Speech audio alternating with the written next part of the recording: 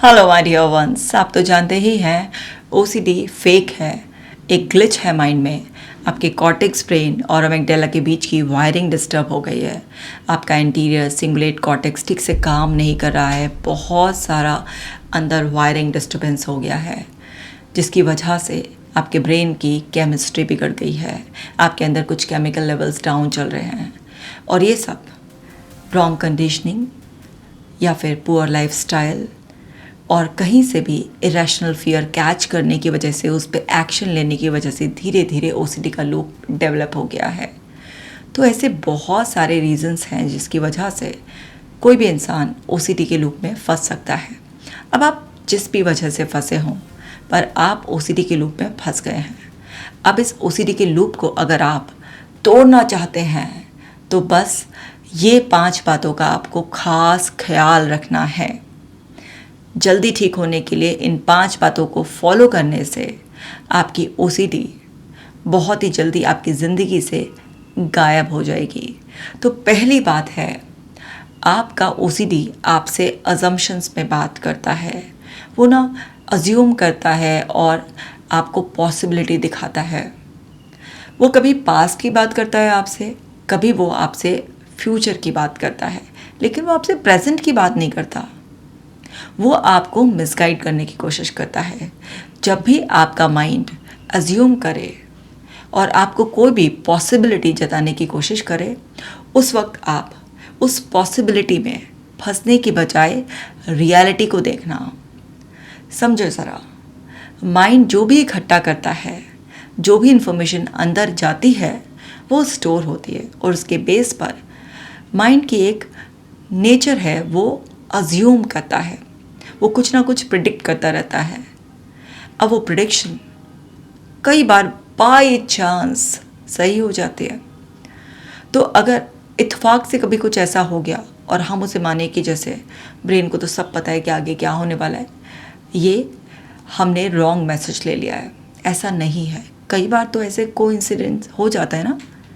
जैसे मेरी क्लाइंट थी, उनको डर था, उनके मन में ऐसा थॉट आता था कि अगर उन्होंने कोई भी पेड़ के नीचे मूर्ति देखी है और उन्होंने उसको उठाकर ठीक तरीके से नहीं रखा, उस पर फूल नहीं चढ़ाए, उसको प्रणाम नहीं किया, तो किसी की डेथ हो जाएगी। अब उनको यही डर आ रहा था। वो एक पेड़ के सामने से निकल रही थी, लेकिन उस दिन वो बहुत जल्दी में थी।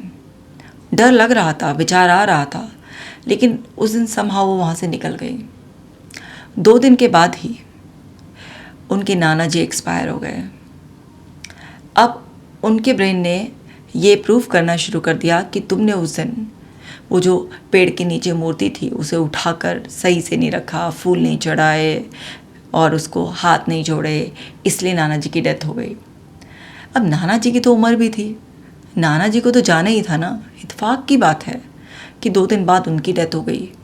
लेकिन इसमें वो जो खंडित हुई हुई मूर्तियाँ होती हैं जो पेड़ के नीचे रख देते हैं, उसको सही तरीके से रखने, फूल चढ़ाने या उसको प्रणाम करने से नाना जी के जीवन का तो कोई संबंध है नहीं। फिर उनसे पूछा भी कि भाई नाना जी की कोई तबीयत ख़राब थी, उम्र क्या थी? तो नाना जी की उम्र भी अच्छी खासी थी और उनकी तबीयत भी काफ़ी समय से ख़राब चल रही थी, तो उनको जाना ही था। लेकिन ये दोनों चीज़ें पास पास हो गई कि उनका मन ऐसा बोल रहा था जब वो पेड़ के पास से निकल रही थी और नाना जी की डेथ हो गई। तो दिमाग ने इस बात को कनेक्ट करके ये प्रूव करने की कोशिश की कि जो मैं सजेशन दे रहा हूँ ना वो सही है, उसे मानो। तो उनका डर बढ़ गया। अब डर बढ़ गया तो बस जो भी सजेशन आए उन्हें लगे अरे जैसे ब्रेन को तो सब पता है। और बहुत बार ऐसा भी हुआ कि ऐसा बोला लेकिन ऐसा कुछ हुआ ही नहीं। लेकिन वो जो एक ऐसा इंसिडेंट हो गया, उसे इस तरीके से कोरिलेट कर लिया और अंदर डर इतना ज़्यादा बढ़ गया। समझिए, इत्तेफाक नाम की भी कोई चीज़ होती है, ऐसा हो जाता है। तो जब भी आपका ब्रेन आपको अज्यूम करके किसी भी तरीके की पॉसिबिलिटी जताने की कोशिश करेगा और आप उससे मैनिपुलेट हो जाते हैं और आप वो सब करने लग जाते हैं जो आपके ब्रेन को सेटिस्फाई करे और रियलिटी से डिस्कनेक्ट कर दे, तो आप ओसीडी को स्ट्रॉन्ग कर रहे होते हैं। आपको समझना है कि आपको रियलिटी को समझना है। अगर इसी केस में ये समझा जाता कि नाना जी की उम्र भी हो रही थी और वो बीमार भी चल रहे थे, इसलिए उनकी डेथ हुई है, ना कि किसी पेड़ के नीचे मूर्ति को ठीक से रखने ना रखने से इसका कोई संबंध है, तो रियलिटी को समझने के लिए हमें ओसीडी से अलग होकर उस सिचुएशन को अच्छी तरीके से समझना होगा। तो ओसीडी जब भी पास्ट का कोई गाना बजाए या फिर फ्यूचर के लिए कोई भी पॉसिबिलिटी जताए, वहीं पर रुको, समझो, ठहरो और रियलिटी देखो कि क्या है, उसे समझने की कोशिश करो। तो पहला तो आपको ये करना है। अब दूसरी बात का जो आपको ध्यान रखना है वो ये ध्यान रखना है कि आपको ओसीडी को नो नहीं कहना है, आपको कुछ नया करना है। So instead of saying no, do something new. जैसे लोग क्या करते हैं गलती, उनका माइंड कोई भी सजेशन दे रहा है, अर्ज दे रहा है, कुछ भी ऐसे, तो ये कहेंगे नहीं मैं इस बार ना एक बार से ज़्यादा हाथ बिल्कुल ही नहीं धोऊंगा। आप ओसीडी से बहस क्यों कर रहे हैं? आप ये कहने के बजाय आप सिंपली हाथ धोने की जब जेन्युइनली नीड है, आप वॉशरूम यूज़ कर आए हैं या आप खाना खाने बैठ रहे हैं, कुछ भी इस तरीके के, आप कोई पूजा पाठ का काम कर रहे हैं जिससे पहले एक बेसिक हाइजीन में हम हाथ पाथ धोते हैं, तो उस टाइम पर बस सिंपली आप कुछ ही सेकंड में नॉर्मल तरीके से हाथ धो लीजिए। आपका ब्रेन सजेशन देगा, लेकिन उसे ना कहना ज़रूरी है क्या? आप जितना ना कहेंगे उतना आप ओसीडी से एंगेज होते चले जाएंगे। अब ओसीडी तो खाली है, बहस करने में माहिर है, आप कितना बहस करेंगे, कितना टाइम एनर्जी लगाएंगे? तो इसलिए आप उससे बहस ना करें, ना करें। आप सिंपल नए एक्शन को करना स्टार्ट कर दें। ओसीडी ऐसे पीछा नहीं छोड़ेगा आसानी से, वो बार बार याद दिलाएगा आपको, बार बार रिपीटेडली आपके मन में वही ख्याल आएगा और ऐसा लगेगा कि आपको बड़ी बेचैनी हो रही है। जब तक आप वो कर नहीं लेंगे आपको चैन ही नहीं पड़ेगा। तो बार बार कांस्टेंट रिमाइंडर आपके ब्रेन से आएगा। पर आपने नया एक्शन ले लिया, वो जो एंग्जाइटी के रूप में आपको फोर्स करने की कोशिश करेगा, क्योंकि बॉडी में जब वो एंग्जाइटी डिस्कम्फर्ट हम फील कर रहे होते हैं तो वो ब्रेन का एक अपनी ज़िद मनवाने का तरीका होता है। लेकिन अगर आपने समझ लिया कि जो एंग्जाइटी मुझे हो रही है ये कोई डेंजरस नहीं है, और कितनी भी एंग्जाइटी हो रही है ये थोड़ी देर में सेटल होगी ही होगी, क्योंकि कभी ऐसा होता ही नहीं कि कोई भी इमोशन आप पर हावी रहे, वो कुछ समय के बाद सेटल होगा ही होगा। अब ये इस बात पर डिपेंड करेगा कि पास में आपने कितनी बार बिल्कुल ही गिव अप कर दिया था और आपने तुरंत कोई कंपल्शन कर लिया था, एस्केप ले लिया था। तो आपका ब्रेन कितना हार्ड वायर्ड है अपनी बात मनवाने के लिए, कितना ज़्यादा इंटेंसिटी से आपको फोर्स कर रहा है। तो हो सकता है कि आपकी एंग्जाइटी आप 5-10 मिनट में भी महसूस करें कि अब सेटल हो गई है, हो सकता है वो घंटों तक चले, या हो सकता है वो पूरा दिन भी आपको बार बार रिमाइंड कराता रहे और बॉडी में वो डिस्कम्फर्ट रहे। चाहे वो ये कुछ मिनटों का खेल हो या फिर पूरा दिन ऐसा ही चला जाए आपका, आपको अपने ब्रेन को एक स्ट्रॉन्ग मैसेज देना ही है कि ओए तेरी नहीं चलेगी, मुझे अब रियलिटी में जीना आता है। मैंने जो नए एक्शन लेने शुरू कर दिए हैं, मैं उन्हीं नए एक्शंस पर ही टिकूंगा और उन्हें ही रिपीट करूंगा, ताकि नए एक्शंस लेने से आपके नए पैटर्न्स डेवलप होंगे। आपके न्यूरॉन्स जो कितने अनयूज्ड न्यूरॉन्स हैं उनमें फायरिंग और वायरिंग होगी, आपके नए कनेक्शंस बनेंगे। और जब आप पुरानी हैबिट्स को रिपीट करना बंद कर देंगे तो पुराने कनेक्शंस अपने आप ही खुलने लग जाएंगे, टूटने लग जाएंगे। तो आप पुरानी किसी भी उससे फाइट मत करो, सिर्फ आप नए हैबिट को डेवलप करने के लिए लगातार नई चीज़ को बार बार रिपीट करो और पेशेंस रखना होगा। एकदम नहीं होगा पर एक दिन हो ही जाएगा। जो लोग थोड़ा सा पेशेंस रखते हैं वो लोग ओसीडी से बहुत आसानी से बाहर निकल जाते हैं। लेकिन जो लोग ये सोचते हैं कि ऑल ऑफ ए सडन आज ही सब कुछ ऐसा हो जाएगा कि मैंने आज डिफरेंट एक्शन लिया तो बस आज ही मेरा इतना सेल्फ कंट्रोल बढ़ जाएगा कि मेरा ओसीडी के ग्रिप से बाहर निकलना आज ही हो जाएगा, ऐसा नहीं होता। क्योंकि आपने कई महीनों तक, सालों तक उस पुरानी हैबिट को इतना रिपीट किया होता है कि उसके बड़े स्ट्रॉन्ग कनेक्शंस बने हुए होते हैं। तो उन स्ट्रॉन्ग कनेक्शंस को ब्रेक होने में थोड़ा सा टाइम लगता ही है। तो आप पुराने से फाइट करने की बजाय नए कनेक्शन को बनाओ और उसी को ही बार बार रिपीट करो। तीसरा जो आपको ध्यान रखना है कि आपको ना अपना जो मेंटालिटी है ना वो एक विक्टिम मेंटालिटी नहीं रखनी है, आपको अपनी एक वॉरियर मेंटालिटी रखनी है। क्योंकि अगर आप एक विक्टिम मेंटालिटी में जीते हो, अपने आप को एक बेचारे की तरह से देखते हो, ऐसे हेल्पलेस तरह से आप देखना शुरू कर देते हो कि जैसे आपके हाथ में कुछ है ही नहीं, जो है अब तो आपका ब्रेन ही है, सब कुछ आपको वही कंट्रोल कर रहा है। तो जब आप ऐसे विक्टिम मेंटालिटी में जीना शुरू कर देते हो ना, तो आप छोटे छोटे एफर्ट्स डालने लायक भी नहीं बचते हो कि जैसे आप ही सफ़र कर रहे हो। अरे इस दुनिया में बहुत लोग सफ़र करते हैं, अनजाने में ओसीडी का लूप इतना स्ट्रांग हो जाता है। तो आपको एक वॉरियर मेंटालिटी, ऐसा नहीं है कि जो वॉरियर है उसकी लाइफ में कोई चैलेंज नहीं होता, कोई स्ट्रगल नहीं होती, उसको कोई डर नहीं होता, लेकिन वो क्या फ़ैसला लेता है, वो फ़ैसला लेता है कि उसे अपने डर का सामना करना है। डर सबको लगता है, पर कुछ लोग क्या करते हैं, एकदम अपने आप को विक्टिम की तरह देखने लगते हैं, वैसे ही प्रोजेक्ट करने लगते हैं, वैसे ही बिहेव करने लगते हैं। वहीं दूसरी तरफ लोग, फियर है, हाँ, उस फियर का सामना करने का डिसीजन लेते हैं। लाइफ में चैलेंज आते हैं, स्ट्रगल करते हैं, फाइट करते हैं, गिरते हैं, थोड़ा सा ओसीडी उन्हें घायल करता है, लेकिन वो बार बार रिपीटेडली उठ खड़े होते हैं और ओसीडी का सामना उससे बिना लड़े करते हैं, मतलब एक ज़िद्दी एटीट्यूड की तरह। वो समझ जाते हैं कि ये एक फेक मॉन्स्टर है जो कि इस तरीके की पॉसिबिलिटीज़ जता कर जस्ट एक की 100 बातें बना कर मुझे डराने की कोशिश कर रहा है, मुझे रोकने की कोशिश कर रहा है। लेकिन वो डरने की बजाय उस मॉन्स्टर को फीड करना बंद कर देते हैं, और जैसे ही मॉन्स्टर अपना साइज़ बढ़ाता है तो वो भी अपने वेपन्स और निकालते हैं। वो समझ जाते हैं कि मेरे पास वेपन है उस ओसीडी मॉन्स्टर को ख़त्म करने का। डीप ब्रीथिंग करना, माइंडफुल रहना और अपनी डाइट को सुधारना, एक्सरसाइज करना, इस तरीके से ना वो अपने इन वेपन्स को टाइम टू टाइम यूज़ करते रहते हैं। वो समझते हैं बहुत अच्छी तरीके से कि वो थॉट के रूप में मॉन्स्टर ने एक वेपन चलाया, अर्ज के रूप में फिर उसने एक और वेपन चलाने की कोशिश करी, बट उन्हें बहुत अच्छी तरीके से पता है कि वो चाहे थॉट के रूप में, अर्ज के रूप में, इमेज के रूप में, किसी भी मेमोरी रिकॉल के रूप में, किसी भी रूप में वो मॉन्स्टर आप पे अटैक करने की कोशिश कर रहा है, तो वो अपनी प्रोटेक्टिव शील्ड को, एक वॉरियर क्या है ना, अपने पास एक प्रोटेक्टिव शील्ड रखता है ना, तो वो अपनी प्रोटेक्टिव शील्ड को हमेशा पहन कर रखते हैं। वो एक ऐसा रूटीन सेट कर लेते हैं जिसमें डेली वॉक करना, ब्रीदिंग एक्सरसाइज करना, मेडिटेशन करना, माइंडफुलनेस प्रैक्टिस करना, कुछ बुक रीडिंग करना, अपने आप को साइको एजुकेट करना, हर तरीके से अफर्मेशन के थ्रू, इंटरनल डायलॉग्स के थ्रू अपने आप को पावर देते रहना, ताकि एक प्रोटेक्टिव शील्ड चारों तरफ बन जाए, ताकि वो ओसीडी मॉन्स्टर्स के अटैक हो पर ये सब चीज़ें आपको प्रोटेक्ट करें। तो चक्रा हीलिंग से लेकर अपने आप को बार बार एजुकेट करते रहना, ताकि आपके माइंड में एक डिफरेंट स्ट्रक्चर आप बना सकें। और वो जो नई लर्निंग आप कर रहे हैं, चाहे वो ऑब्जर्व करके कर रहे हैं, चाहे वो आप कॉग्निटिव रीस्ट्रक्चरिंग के थ्रू कर रहे हैं, आप या पास्ट एक्सपीरियंसेस जब ओसीडी ने आपको बहुत डराया बट ऐसा कुछ हुआ ही नहीं, ऐसा कुछ सामने ही नहीं आया, वो सब चीज़ें एक्सपीरियंसेस गैदर करके आपने अपने आप को पूरा स्ट्रॉन्ग बना लिया है। तो आप उस मॉन्स्टर से, उसके अटैक से डरने के बजाय आप आगे बढ़ते जा रहे हैं, आप रिस्क ले रहे हैं, क्योंकि वॉरियर क्या है, एक रिस्क लेता है। वो ना चैलेंज को एक्सेप्ट करता है, रिस्क लेता है, आगे बढ़ता रहता है।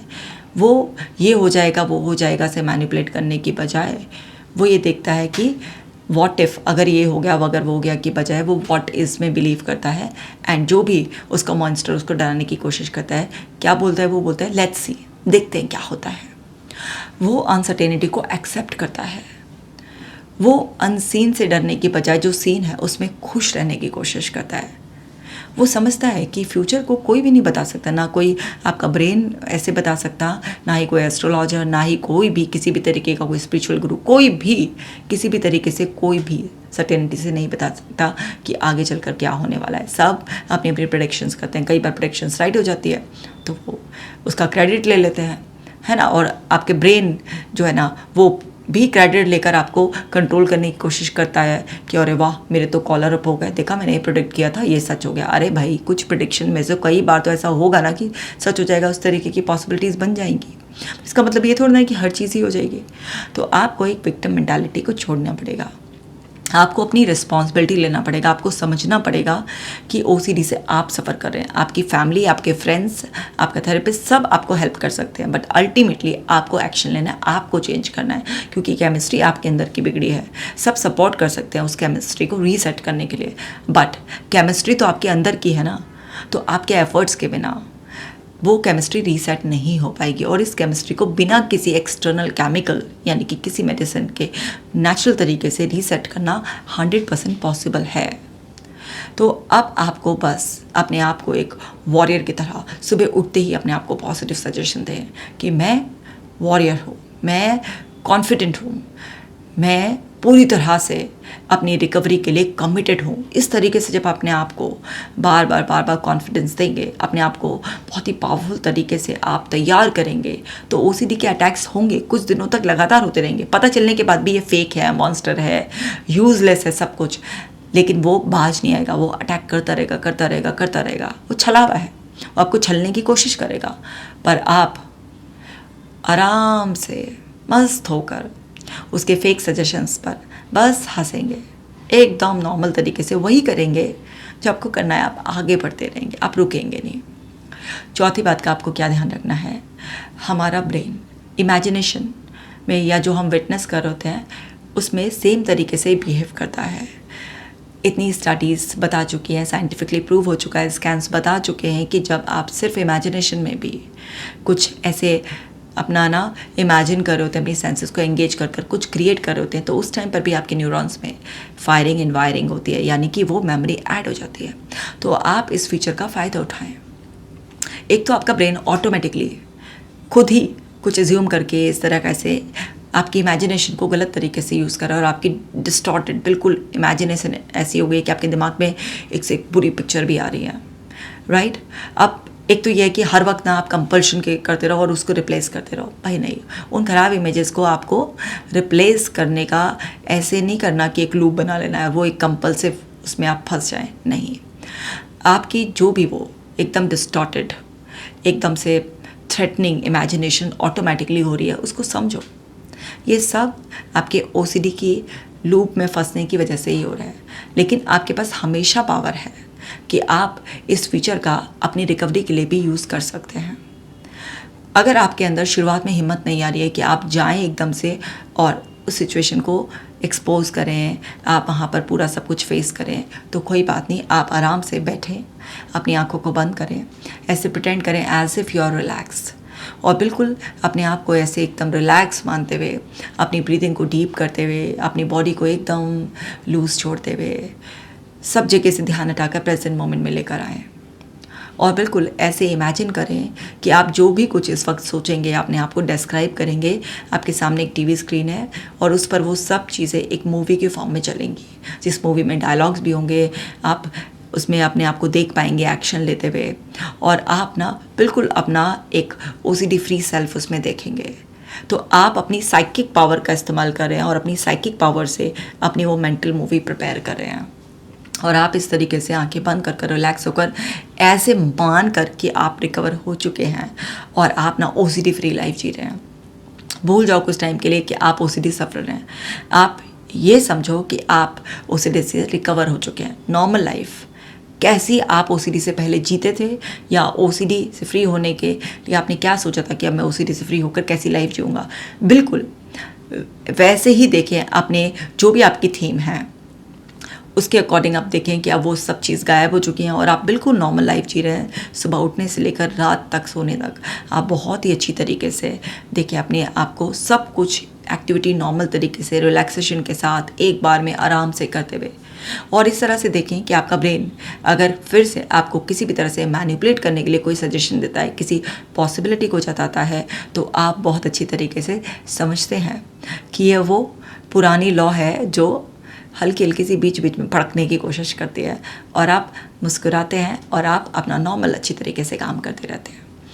ये एलिमेंट क्यों ऐड करना ज़रूरी है, क्योंकि अगर आप कंप्लीटली बिल्कुल इस तरीके से कि ओसीडी फ्री हो गए हैं, तो इमेजिनेशन में भी आपका ब्रेन ना आपको डिस्टर्ब करेगा, बार बार वो आपको अपनी तरफ खींचने की कोशिश करेगा। तो हल्का सा रियलिटी एलिमेंट डालेंगे कि अगर ओसीडी के थॉट्स या अर्जेस या कोई इमेज तब भी आती है फ्री होने के बावजूद भी, तो आप अच्छी तरीके से जानते हैं तो फॉल्स है, सब कुछ फेक है, फेक अलार्म है, और आप ना आराम से नॉर्मल फिर भी मस्त जी रहे हैं। तो हल्का सा रियलिटी का टच डालना बहुत ज़रूरी है। ऐसा नहीं है कि ये रियलिटी का टच ज़िंदगी में हमेशा रहेगा, कभी ये बंद नहीं होगा, पर ऑटोमेटिक थॉट्स जो आ रहे हैं, इमेजेस जो बन रही हैं, जो अर्जेस आ रही हैं, वो आपका सिस्टम खुद ही उसे पूरी तरीके से क्लोज़ करेगा, उसे आप नहीं बंद कर सकते। आपके हाथ में क्या है? आपके हाथ में एक्शंस लेना या ना लेना है। आपके हाथ में क्या है? एक हेल्दी लाइफस्टाइल फॉलो करना है। आपके हाथ में अपनी डाइट का टेक केयर करना है, टाइम पर सोना है, सुबह उठकर आपको क्या शेड्यूल फॉलो करना है, ये सब आपके हाथ में है। पर आपके अंदर से वो जो ऑटोमेटिकली थॉट्स प्रोड्यूस हो रहे हैं और जो आपको रिफ्लेक्ट हो रहे हैं आपकी मेंटल स्क्रीन पर, वो सब बंद करना आपके हाथ में नहीं है। आपको सिर्फ और सिर्फ अपने ब्रेन बॉडी को सपोर्ट करना है ताकि वो सही थॉट्स बनाए, सही तरीके की फीलिंग्स आप फील करें और सही तरीके की इमेजेस आपके अंदर आएँ। तो उसके लिए आपको राइट एजुकेशन, इन्फॉर्मेशन अपने अंदर फीड करनी है, अपना लाइफस्टाइल सब चीज़ें ठीक करनी है, ताकि जो नई इन्फॉर्मेशन जाएगी, जो नए एक्सपीरियंसेस होंगे, जो नए रेफरेंसेस आप अंदर डालेंगे, उसके बेसिस पर आपका ब्रेन सही तरीके से उस इन्फॉर्मेशन को प्रोसेस करेगा और फिर सही ऑटोमेटिक सजेशंस आएंगे। तो ऑटोमेटिक सजेशंस, चाहे वो इमेज के रूप में हो, थॉट्स के रूप में हो, किसी भी रूप में हो, अगर आप चाहते हैं कि वो सही आए तो राइट इन्फॉर्मेशन फीड कीजिए, अपने एक्शंस को राइट लीजिए, राइट डायरेक्शन में आगे बढ़िए। लेकिन अगर आप वही सब कुछ पुराना रिपीट करते रहेंगे तो क्या होगा? वही सब पुराने सजेशंस रिपीट होते रहेंगे। लोग यहीं पर गलती करते हैं, वो ना बस थॉट्स को रोकने में लग जाते हैं। अरे भाई, जितना रोकोगे, जितना सप्रेस करोगे, उतना वो डिफरेंट तरीके से एक्सप्रेस करेंगे। आपके हाथ में जो नहीं है उस एरिया में क्यों आप अपनी टांग अड़ा रहे हो? उस एरिया में क्यों आप अपनी एनर्जी को वेस्ट कर रहे हो? आपके हाथ में जो है वो करो ना। आपको ज़रूरी नहीं है हर वक्त एक फाइट मोड में रहना। सरेंडर नाम की भी चीज़ है। ज़रूरी नहीं है हर चीज़ पे कंट्रोल लेना। सरेंडर नाम की भी कोई चीज़ है, उसको अपना लो अपने जीवन में। हर चीज़ का हम कंट्रोल चाहेंगे, मेरे दिमाग में ऐसे थॉट्स आने ही नहीं चाहिए। अरे थॉट्स भी अब आप चुनोगे, अपने थॉट्स नहीं चुन सकते हो, इन्फॉर्मेशन चुनो।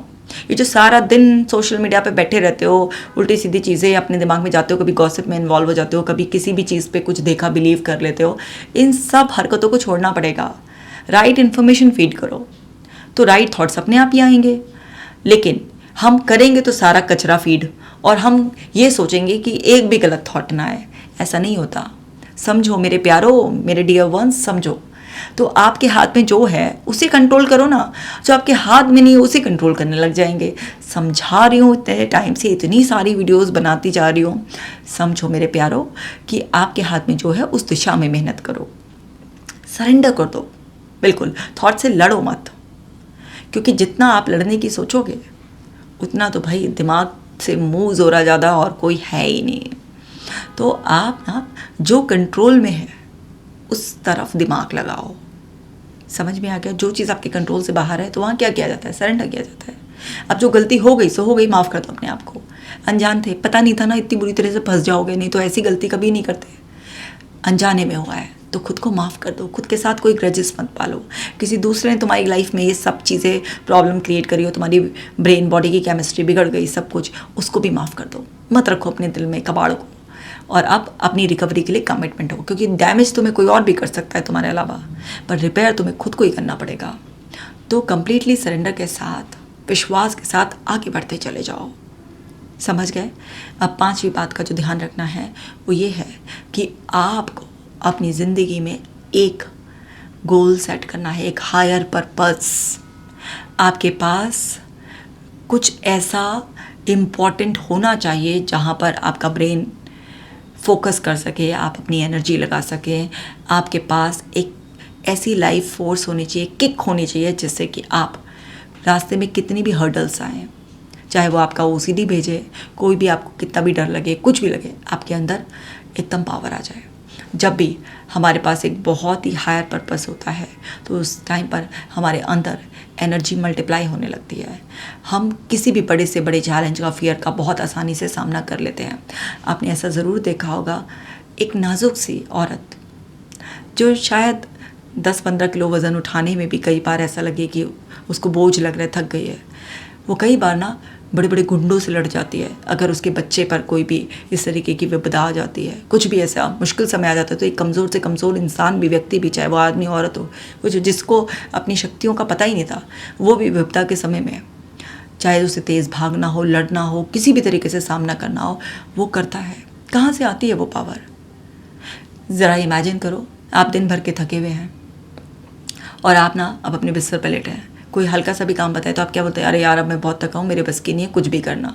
लेकिन समझो वहीं पर आपके घर में फायर अलार्म रिंग कर रहा है, और उस टाइम पर क्या है कि ये इमरजेंसी है ना, जान चली जाएगी तो हायर पर्पस क्या है कि खुद को और घर वालों को सुरक्षित रखना। तो कहाँ गई थकान, कहाँ से आई वो एनर्जी? भाग लोगे ना, खुद को भी और लोगों को भी लेकर निकलोगे वहाँ से। तो जब भी कुछ इस तरीके का होता है ना कि हाँ अपने आप को प्रोटेक्ट करना है, ज़िंदगी अनमोल है, अपनों को बचाना है, प्यार है, वहाँ पर बहुत एक बड़ा हायर पर्पस सामने आ जाता है, सेव करना लाइफ अपनी भी और लोगों की भी। तो क्या होता है, वो जो एनर्जी नहीं लग रही होती है ना, कि ऐसा लग रहा होता है कि नहीं कर पाएंगे, वो सारी की सारी एनर्जी आ जाती है। तो बिल्कुल ऐसे ही सेट कर लो दिमाग में कि OCD इस मॉन्स्टर को तो मुझे ख़त्म करना ही है, और मैं अपनी ज़िंदगी की जिम्मेदारी लेकर अब एक गोल के साथ, एक मिशन के साथ, एक पर्पस के साथ आगे बढ़ने के लिए तैयार हूँ। क्योंकि अगर आपके पास कोई गोल, मिशन, पर्पस होता है तो क्या होता है, आप ना इन छोटी मोटी बातों पर ध्यान नहीं देते हैं। कल क्या हो जाएगा, ये हुआ था फिर से ना हो जाए, ये सारी बकवास बातें आपके लिए बेमानी हो जाती हैं। ज़रा इमेजिन करो, तुम ना अपनी गाड़ी से जा रहे हो, आज तुम वेले हो, बिल्कुल खाली ऐसे ही जा रहे हो सड़क पे। अब किसी ने बाजू से हल्की सी बाइक टच हो गई तुम्हारी गाड़ी से। अब तुम्हारे पास कुछ पर्पस नहीं कहीं जाने का, तुम्हें टाइम पे कहीं नहीं पहुंचना, कुछ इंपॉर्टेंट नहीं है, तो क्या होगा, शीशा नीचे करोगे, मुंह से ऐसी बरसात निकालोगे, भैंस में उलझ जाओगे, और भी ताव में आके कुछ बतंगड़ खड़ा कर सकते हो। अब जरा दूसरा सिनेरियो कि अब फिर से तुम अपनी गाड़ी से जा रहे हो, लेकिन इस बार तुम्हारे को कहीं टाइम पर पहुँचना है, बड़े इंपॉर्टेंट मीटिंग के लिए जा रहे हो तुम, और अभी भी सेम सिनेरियो होगा। अब क्या करोगे, टाइम वेस्ट करोगे, एनर्जी यहाँ वेस्ट करोगे, या फिर भी खुशनुमा मूड से आराम से इग्नोर करते हुए गाड़ी आगे बढ़ाते चले जाओगे, और पर्पस क्या होगा, वहाँ पर इंपॉर्टेंट मीटिंग में टाइम से पहुँचना है। तो जब तुम्हारे पास कुछ इंपॉर्टेंट होगा, तुम्हारे पास कुछ बड़ा सा गोल होगा, कुछ स्केड्यूल होगा तुम्हारा, तो ये जो माइंड फिजूल में चक चक चक चक बक बक बक करता रहता है ना सारा टाइम, ये तुम्हारे लिए कुछ भी बेमायने हो जाएगा, कुछ भी मायने नहीं रखेगा। ये जो 5 बातें मैंने समझाई है ना, इन्हें अपने दिमाग में फिट कर लो। OCD, बोलो मेरे साथ, OCD झूठा है, OCD मक्कार है, OCD एक ऐसा मॉन्स्टर है जिसमें कोई दम नहीं है, बस वो इस तरीके का रूप धारण कर कर हमें डराने की कोशिश करता है। OCD कम्प्लीटली फेक है, हम OCD से स्ट्रॉन्ग हैं। ब्रेन केमिस्ट्री, बॉडी की केमिस्ट्री दोबारा से आसानी से नेचुरल तरीके से रीसेट हो जाती है। मैं वॉरियर हूँ, मैं स्ट्रॉन्ग हूँ, मैं कमिटेड हूँ अपनी रिकवरी के लिए, मैं अपने आप को नई लाइफ देने के लिए तैयार हूँ, मैं एक्सरसाइज करने के लिए, माइंडफुल रहने के लिए, अच्छी डाइट लेने के लिए, अच्छी नींद लेने के लिए, सारी टेक्निक्स प्रैक्टिस करने के लिए तैयार हूँ। फिर बोलो, मैं पेशेंस रखने के लिए तैयार हूँ। फिर बोलो, मुझे बहुत ही स्ट्रॉन्ग डीप फेथ है कि इस OCD से रिकवर होकर मैं नई लाइफ बहुत ही अच्छी तरीके से खुलकर जीऊँगा। फिर बोलो, मैं अपने आप को पूरी तरीके से सरेंडर करता हूँ, बस इस बात की चिंता किए बिना क्या होगा, ठीक होगा, नहीं होगा, मैं अपने बेस्ट एफर्ट्स डालने के लिए तैयार हूँ। एक और बात बोलो कि मुझे अपने एफर्ट्स पर और भगवान के आशीर्वाद पर पूरा भरोसा है, मेरी रिकवरी तो 100% तय है, मैं कमिटेड हूँ अपनी रिकवरी के लिए। और खुद से वादा करो कि मैं ठीक होकर दिखाऊंगा, मैं लोगों के लिए मिसाल बनूंगा, और मैं अपनी रिकवरी को लोगों के साथ शेयर करूंगा, और उन बुझे हुए दियों को फिर से जलाऊंगा जो उम्मीद खो चुके हैं। सो माय डियर वंस, मेरे प्यारो, मेरे दुलारो, इस वीडियो को बाकी लोगों के साथ भी शेयर करो। अपना खास ख्याल रखना। मिलती हूँ नेक्स्ट वीडियो में।